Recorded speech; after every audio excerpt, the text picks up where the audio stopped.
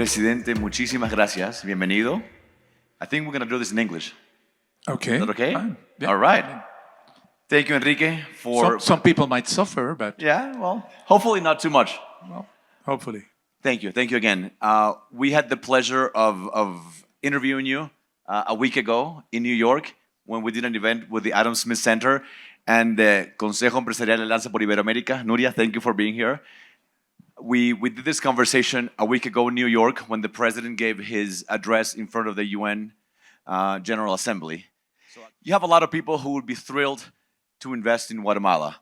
Right now, one of the very few issues in which there is consensus in the US among Republicans and Democrats is the issue that I think captures the attention of a lot of investors, which is China.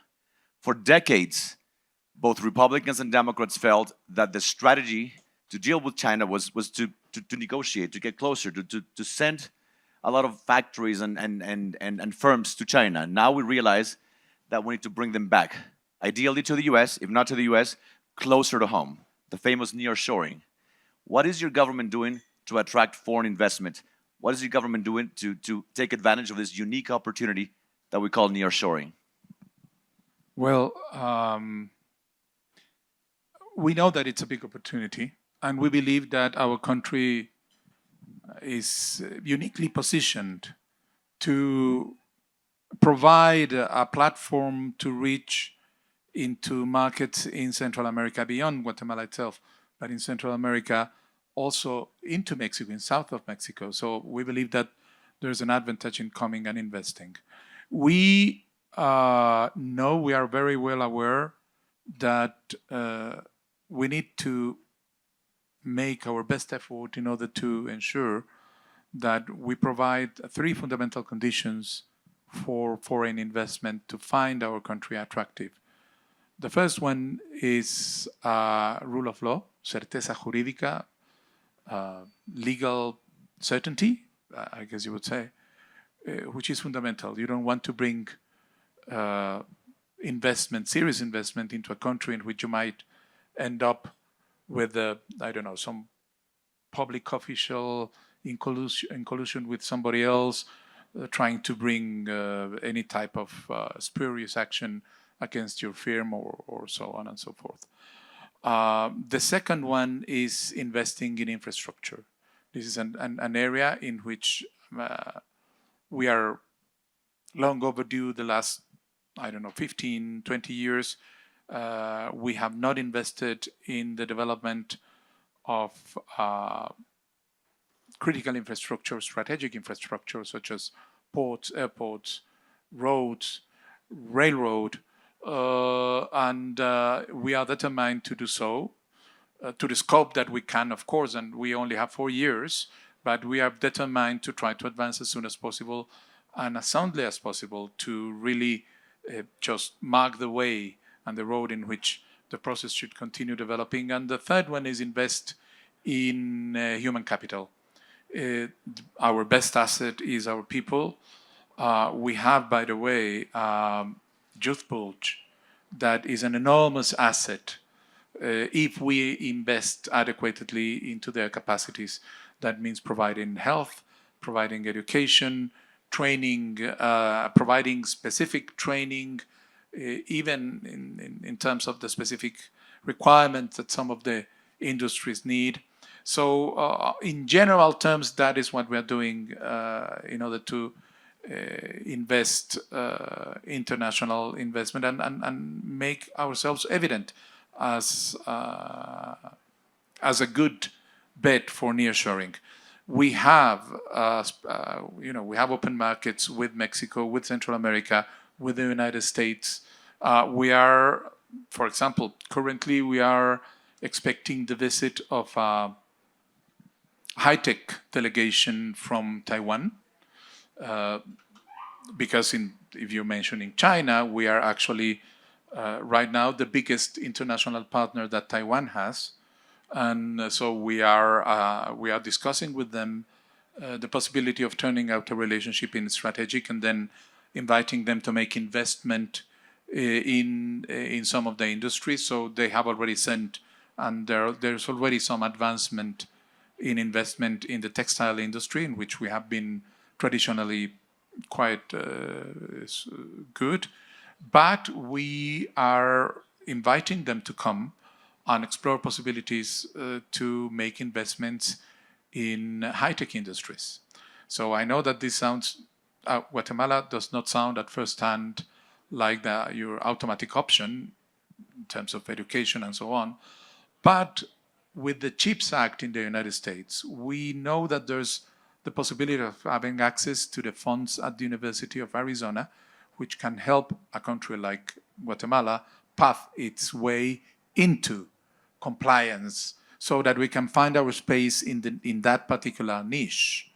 And that, surprisingly, I'm coming from a meeting before at the Industrials Club, where there's also discussion of some Taiwanese industries discussing the possibility of coming to Mexico. But the problem is that in order to do so, they need to come as Chinese industries. That then becomes a little bit more difficult when they want to go into the United States.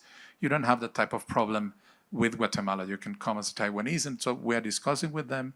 So we are very actively pursuing possibilities also with the European investors, and we are constantly, our Minister of Economy is here. She has a full team in place dedicated exclusively to attract investment. So we're working hard on that one.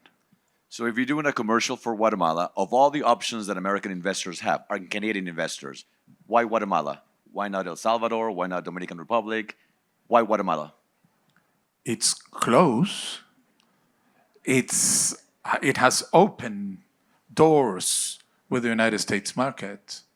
And it's a reliable partner, as we have a really wonderful relationship with the United States government based on the commitment to the principles of rule of law, of democracy, of freedom and development that benefits the whole community. That is fundamental, we believe. And well, if you haven't been to Guatemala, you don't know what you're missing. Come, you will enjoy it. Mr. President, you mentioned Taiwan. There's only a couple of Latin American countries that recognize Taiwan. You're one of them. 13 countries all over the world. And in Latin America, we are the biggest of them all. Can we expect a continuation of that policy? That's why I have asked Taiwan to turn our relationship into strategic. We are a democracy. We are going to have elections in, 3.5 years. Somebody else is going to be elected because there is no re-election in Guatemala. So I can commit, and I have already committed to sustaining this relationship with Taiwan. And I've told them that I believe that is general sentiment in Guatemala, but I believe that this is going to be supported best if it comes with investment, Taiwanese investment, that then makes any government to think twice on whether it wants to go. But under my government, we are committed to maintain relations with Taiwan. Thank you. Let me turn to a thornier issue, migration. For the United States, Guatemala is incredibly important geostrategically. I mean, speaking of geopolitics, because of migration, among many other reasons, right? For a while, the vast majority of illegal immigrants came from Mexico. That's no longer the case. Then from Guatemala, El Salvador, Honduras. That's no longer the case. Now they're coming from further south. But they're going through Guatemala. What is your government doing to help curb that passage from south all the way to the U.S.? We are very clear that migration is one of those contemporary issues that required regional approaches. Migration is a phenomenon that, it's the passage of groups of people through different countries from their point of origin to their point of destiny. So it requires concerted action and cooperation between all the countries concerned, from the countries of origin to the countries of destiny, so that we can try to collaboratively identify what are the policies that work best in order to address the issue. So we are very active working in the context of the Los Angeles Summit of the Americas. the Summit of the Americas, and within the Summit of the Americas, there is a Los Angeles group that was created to work on the issue of migration. We actually convened a meeting in March in Guatemala, and it's a high-level meeting. We had the ministers of foreign affairs and our security from Canada to Chile coming to Guatemala to work on this issue. And we are working very actively in a trilateral group with the United States and Mexico in order to try to address all these different issues. So it's a regional problem, it's a transnational problem. We need regional solutions to that can work. But that will enable us to address the problems that migration create today. And we don't consider migration to be a problem. We consider it a phenomenon that creates problems. But the best solution to address migration is development. So that together with the measures that we can take to manage migration today, try to look for, an increase in temporary visas and work in different ways, fighting, the networks, the cartels that are working with people. We should start investing seriously in developing the regions of our countries which are affected by poverty, by malnutrition, and that is the reason why people walk away from their communities. And we are doing that. And one of those areas where you can develop, in addition to nearshoring, is tourism. You have a beautiful country, and for tourists to come, safety is always an issue. What is your government doing to ensure that safety is enhanced, that tourists, that the Guatemalans can live in safety? Well, we are already doing a series of things that are beginning to work, and here security is one of the issues where you have to start distinguishing between the problem and the perception of the problem. So we are doing better in terms of dealing with the problem than in dealing with the perception of the problem. And I mean it because if you go to the statistics, what we have in Guatemala is a systematic decrease in the number of homicides, which is the indicator of violence in general. But at the same time, because of some of the cases and some of the criminal activities, the perception is higher. So we are working to address both. For us, the answer has fundamentally three elements. First, we need to increase the number of police, how do you say in the United States, boots on the ground? Yeah. Well, we need to increase the number of boots on the ground. Are you doing that? We are doing it. We have already, our goal is to bring new 12,000 policemen into service in the 4 years. We have already contracted 2,000. We are finding people because we are finding problems because we do not find we have more openings than offers, or that qualified people that match the opening. So we are working also in training in order to be able to address that. But by the end, we're going to achieve that goal, 12,000, which is going to bring us into the internationally accepted ratio of policemen per capita. The second one, well, and that of course, it's not just the number, it's the quality and the training and the equipment that goes with it. And we're working seriously on that. The second one is to take control of prisons, because unfortunately prisons were, in a couple of places, we're still working on that, in the hands of the prisoners themselves, who organize themselves, usually associated with the gangs, with the maras, and took control of the prisons that became, if you want, universities for crime, and that because there was no control, they were operating as control centers for the criminal gangs. Actually, the heads of their criminal operations were in jail, and from there we're operating all their teams outside. So we're regaining control. We have already done that in some places. We are also working very hard to reduce. We have very clear target to reduce overpopulation in the prisons, because it's one of the key issues. And we are going to be building 3 new prisons in the next 4 years, so that we really hope that there will be less people to bring to jail, of course. But in any case, we want prisons that are going to be manageable, under control, that are no longer centers for criminal activity. And the third one is to work with the communities, in engaging the communities into participating in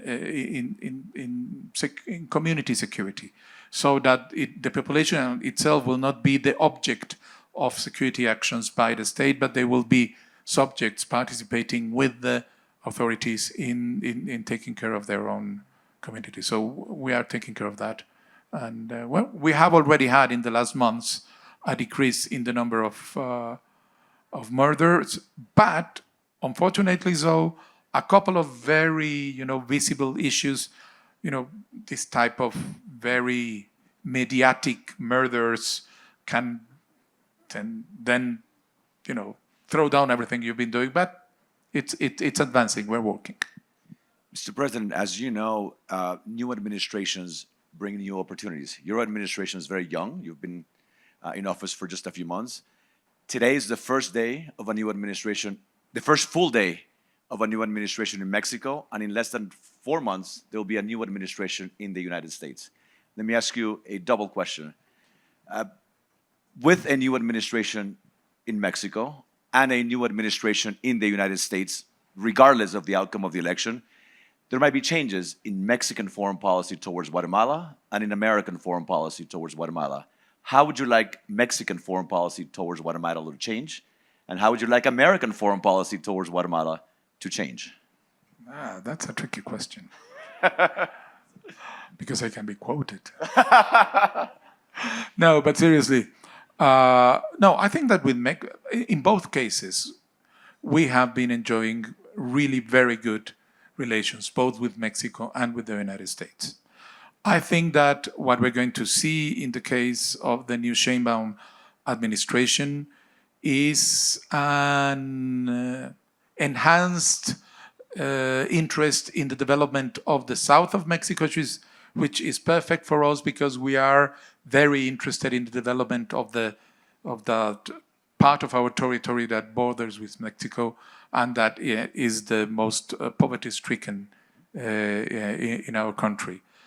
We have had very good conversations with President Sheinbaum, already discussing in a general level some basic ideas. She is very interested, for example, of recreating and expanding the railroad. And I've always liked to play with trains. So we are planning on really connecting both from the Pacific and through the Tren Maya. And she mentioned that. I mentioned you in her speech yesterday. Yes, because we had a long conversation on this issue. She is very clear about that. And we are also very enthusiastic about that possibility. So I think that we discussed also on possibilities to work on the Selva Maya, binational or even trinational projects, in order to work on preserving, but also with a sound economic model, the jungle that we share in the south between Yucatan, Quintana Roo, and parts of Petén, and so on. So that I think that in the case of Mexico, we are going to see really an intensification of what is already a very good relationship. And with the United States, I think that we have been able to develop a very good relationship. We have been engaging bipartisanly in the United States. Myself, I've been twice to the United States, once as president-elect and one already as president. In both occasions, I met with members of Congress, and the Senate of both parties. And our officers, our embassy, and our ministers regularly meet in Guatemala or in the United States with members from the representatives from the Democratic Party or the Republican Party. And at the end of the day, there is a common interest in issues like the expansion of trade and commerce between our countries. We have almost 20% of our population living in the United States, sending remittances, and so it's a common interest to try to keep this community well. We have a common interest in addressing the issue of migration. Let me tell you one thing. We don't want to lose the potential that youth represent in our country, and the ones that are walking up north are the youth. That youth bulge that can become, with investment in health and education, in an enormous driver of development, is walking away. We don't want that. We need them to stay. So working on those issues, and for all of those issues and preserving democracy and rule of law, we are discussing with both Democrats and Republicans, and we are confident that we're going to expand again and continue having very good relations. But any specific change that you'd like to see in American foreign policy towards Guatemala? With a new administration? Well, I mean, if I can ask immediate, short term, let's increase the number of temporary working visas significantly, because that can really become a very important tool in terms of stemming and preventing migration. I am, for example, well, I don't know if I told you, but I'm trying. I think I told you about the semiconductors industry of Taiwan, what we're trying to do. So we want to have access to the CHIPS Act so that we can work together with the US government and the Taiwanese government to find our niche in that ecosystem. And we are very interested in enhancing our collaboration on security matters, issues like fighting drug traffic and so on and so forth. So yes, I can write you a list if you want.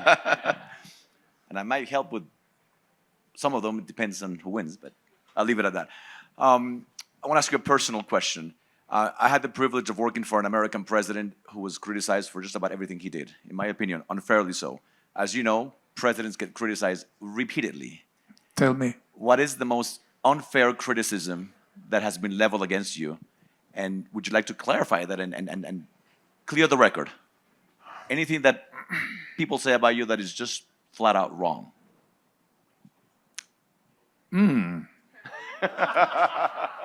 Unfair or just a lie? Both. Well, I have been accused of being a communist.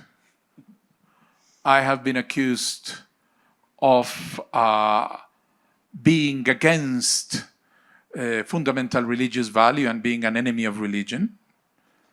I have been accused of being part of an international plan to overturn the world into the hands of I don't know who, because there seems to be somebody behind us. So the only thing that I have been able to say is look at what I do, because everything that I say is always going to be taken as, yeah, you're saying that, but actually we know you're lying. So don't look at what I say, look at what I do, and judge me by acts and not by my words. The weight of that presidential band is very heavy. What keeps you up at night? Well, first of all, I sleep very well, thank you. And that's one of the things that I really try to do. But what keeps me up in general is we were elected in a very pessimistic context in my country. People had lost hope. They had lost, they thought that, politicians will always lie, will always cheat, they're always going to be engaging in corruption, and that it was like, okay, so we know that our life is going to be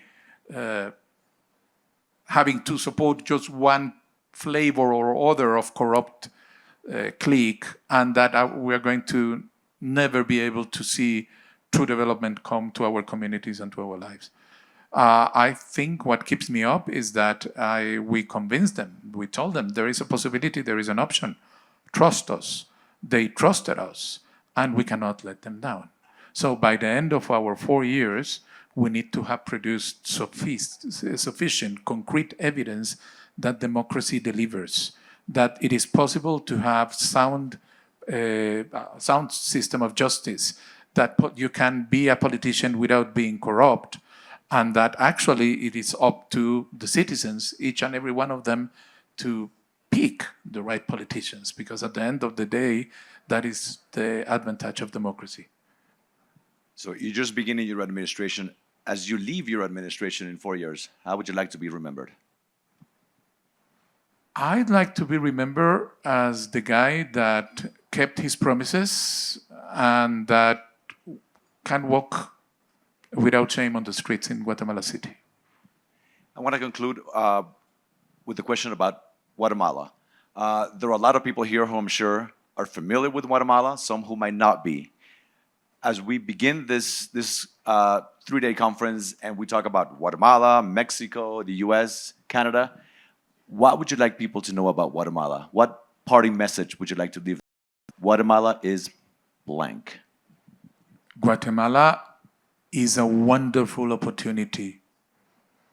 Come to be part of this blooming that we're going to be seeing.